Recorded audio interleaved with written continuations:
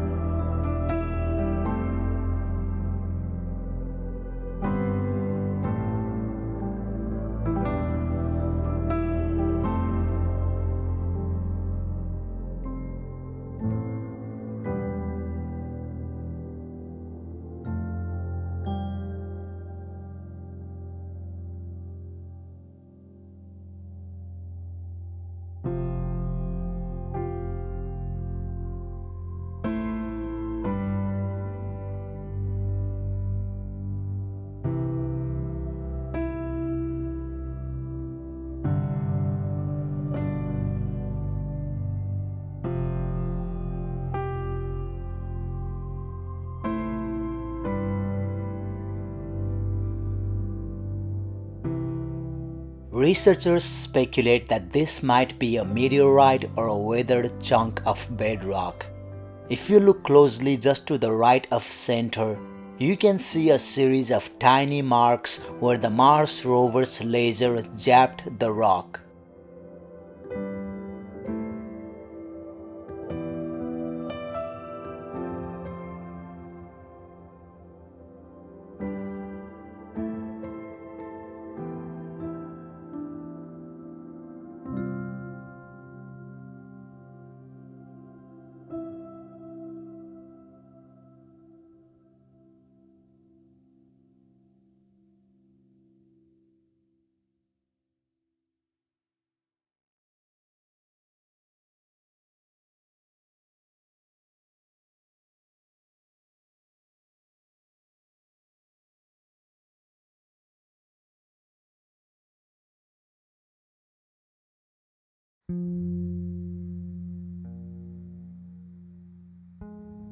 Curiosity rover surveyed some wind-sharpened rocks called ventifacts in this location on Mars.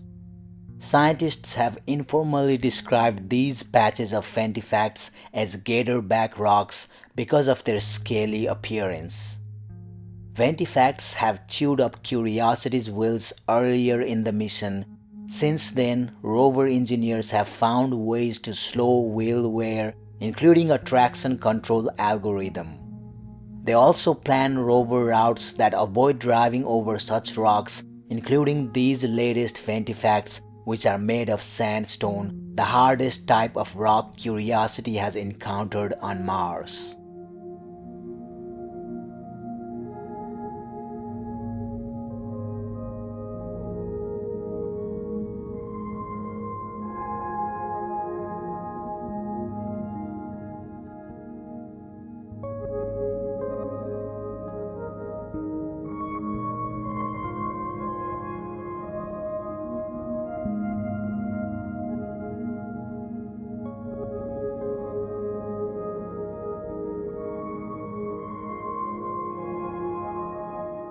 Mars's geologic history is much more complicated and diverse than what we think. This picture from the high-rise on the Mars Reconnaissance Orbiter shows fractured sedimentary rocks inside a crater where the layers are regularly spaced, forming steps or terraces. Sedimentary rock is a sure sign that Mars was active in the past, and the fracturing, layering, and terrace-like structures suggests a long-term watery history in this region. The thick accumulation of stratified rocks extend back into the Noachian era, the oldest of which were likely formed over 4 billion years ago, making these rocks much older than any sedimentary rocks preserved on Earth. Previously, Mars was thought to be principally a volcanic planet where the surface features were due to eruptions of lavas and volcanic deposits. But even from some of the first orbiters, scientists could see networks of large outflow channels and the transport of materials to create sedimentary landscapes in the plains of Mars. Because sedimentary rocks are formed on or near the surface of a planet, in contrast to volcanic rocks which are formed deep within a planet, this has changed our perceptions of Mars's past. Now, with the surface explorations of rovers like Curiosity and Perseverance, our new view of Mars is that it had a rich history of interactions between water and the surface, with surface features showing weathering and movement due to water transport.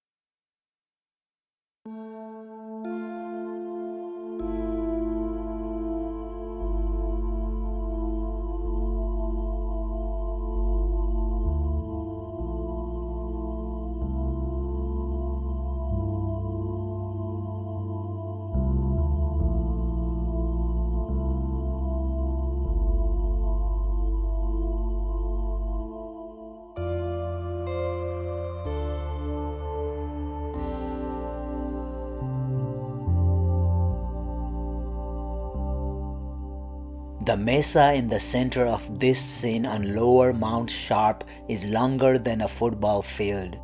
It extends more than 361 feet from the leftmost outcrop low on the slope to the right side where rock debris is behind a light-toned dust-covered dune. From the rover's position when the image was taken, the top of the central mesa is about 310 feet away and about 52 feet above the rover. The relatively flat foreground is part of a geological layer called the Murray Formation, which includes lakebed mud deposits. The buttes and mesas rising above this surface are eroded remnants of ancient sandstone that originated when winds deposited sand after lower Mount Sharp had formed. They are capped by material that is relatively resistant to erosion, just as is the case with many similarly shaped buttes and mesas on Earth.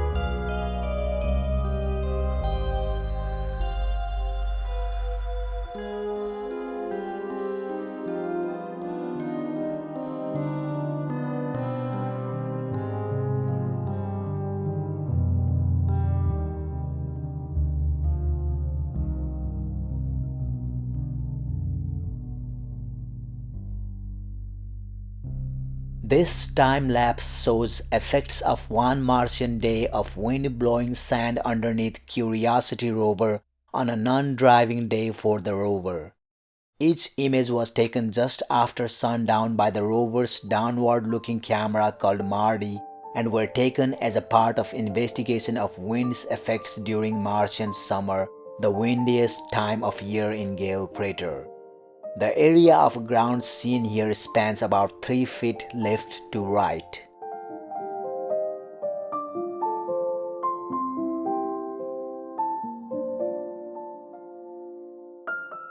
This hill is located at Endeavour crater's rim, and wheel tracks can be traced back to see the Mars rover's route as it descended and departed the hill. After departing the hill, the rover then drove from the foot of the hill to the top of Perseverance Valley. For scale, the distance between the two parallel tracks is about 3.3 feet. The elevation difference between the highest point visible in this scene and the rover's location when the images were taken is about 180 feet.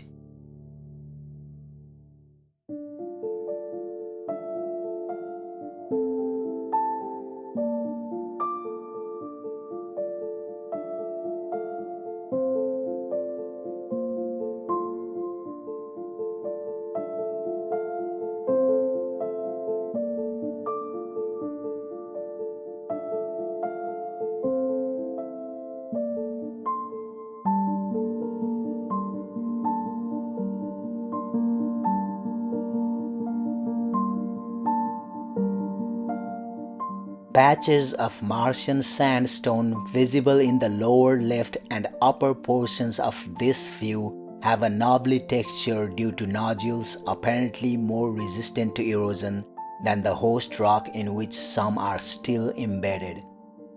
This site is at a zone on Lower Mount Sharp where mudstone of the Murray Geological Unit visible in the lower right corner is exposed adjacent to the overlying Stimson Unit.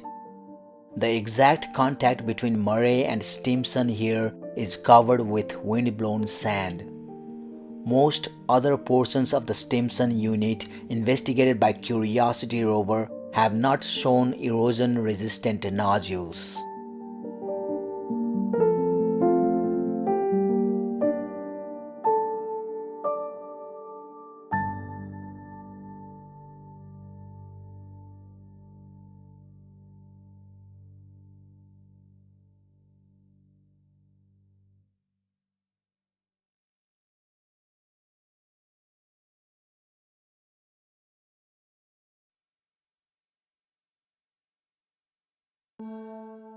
Curiosity Mars rover captured these incredible clouds over a cliff that the rover had been studying just after sunset on Mars. It was the beginning of a cloudy season when this image was taken, where the potential for the formation of such twilight clouds is higher than usual.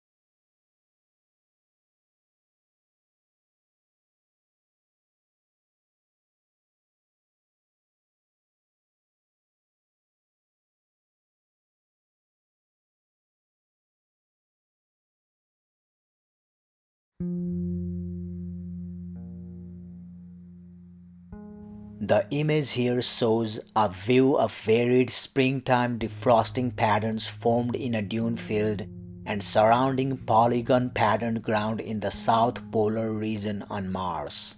The feature sporting an outline of dark spots and an interior of smaller, closely spaced dark spots and dark outline polygons is a patch of wind-blown or wind-eroded sand that was covered by carbon dioxide frost during the previous autumn and winter. The fainter, larger polygon pattern on either side of the patch of defrosting sand is formed in the substrate upon which the sand patch is sitting.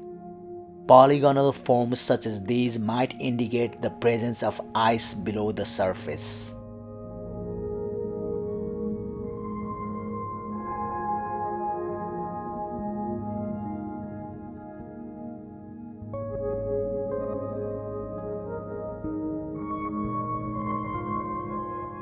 This amazing scene looks toward the higher regions of Mount Sharp. In the foreground, about 2 miles away, is a long ridge teeming with hematite and iron oxide. Just beyond is an undulating plain rich in clay minerals, and beyond that are a multitude of rounded buttes, all high in sulfate minerals. The changing mineralogy in these layers of Mount Sharp suggests a changing environment in early Mars, though all involve exposure to water billions of years ago. Further back in the image are striking light-toned cliffs in rock that may have formed in drier times and now is heavily eroded by winds.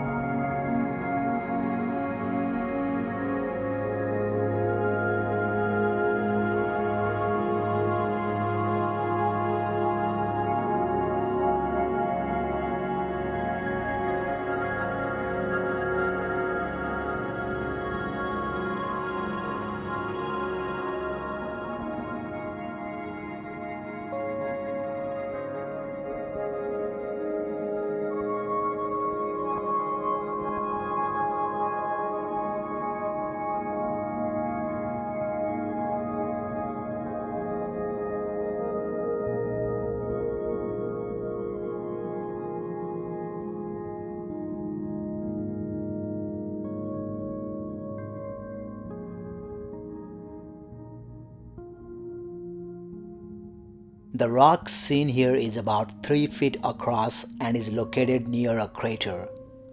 The slope of the ground and loose surface material around the rock prevented Mars rover from getting firm enough footing to use its rock abrasion tool on the rock. Evidence from the rover's spectrometers and microscopic imager is consistent with the possibility that this rock and others in the area were affected by water both before and after the crater formed.